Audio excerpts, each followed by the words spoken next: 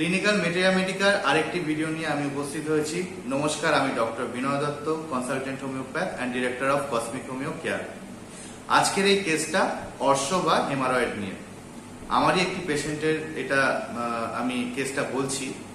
পেশেন্টটি আমার কাছে এসেছিল তার একটা অর্শের সমস্যা নিয়ে, এবং তার কমপ্লেনটা ছিল যে তার পায়খানার সাথে কোনো রকম ব্লিডিং হচ্ছিল না, কিন্তু তার রেকটামে একটা ব্যথা হচ্ছিল। কিরকম ব্যথা?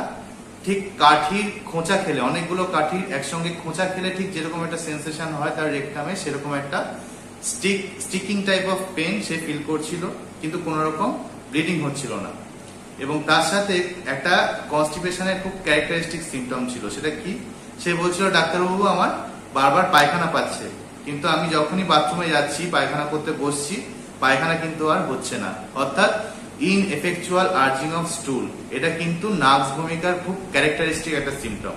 তো আমি তাকে নাক্স ভূমিকা 200 প্রেসক্রাইব করি, 2টো ডোজ, এবং যথারীতি সে কিছুদিনের মধ্যে অনেক বেটার ফিল করে। কিন্তু আবার 1-2 সপ্তাহ পরে সে আবার একই কমপ্লেন নিয়ে ফিরে আসে, অর্থাৎ কমপ্লেনটা আবার রিল্যাপস করেছে।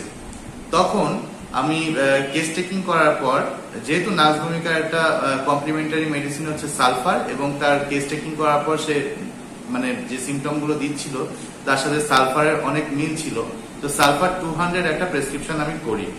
তারপর মোটামুটি 1 মাস মতো ওয়েট করা হয়, 1 মাস 1.5 মাস মতো ওয়েট করা হয়। পেশেন্ট অনেকটাই ইমপ্রুভ করে যায়, মোটামুটি আর তার সেরকম সমস্যা হচ্ছিল না। কিন্তু তার যে পায়খানার জায়গাটা, অর্থাৎ রেকটামে কিন্তু একটা সেই প্রিকিং টাইপ অফ পেন হালকা হালকা হালকা হালকা কন্টিনিউয়াসলি সে কিন্তু সেটা ফিল করছিল। তো আমরা মোটামুটি 2 মাসের মাথায় গিয়ে তারপরে তখনও যখন দেখলাম যে জিনিসটা কমছে না, তখন আমরা তাকে এসকুলাস হিপ 200 4টে ডোজ দিই, দিনে 2বার করে, 2 দিন খেতে। তারপরে কিন্তু পেশেন্টের সেই সমস্যাটাও কমপ্লিটলি কিওর হয়ে যায়। আশা করি আপনাদের এই ভিডিওটা ভালো লেগেছে।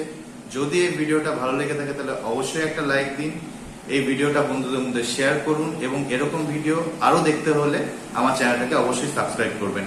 নমস্কার।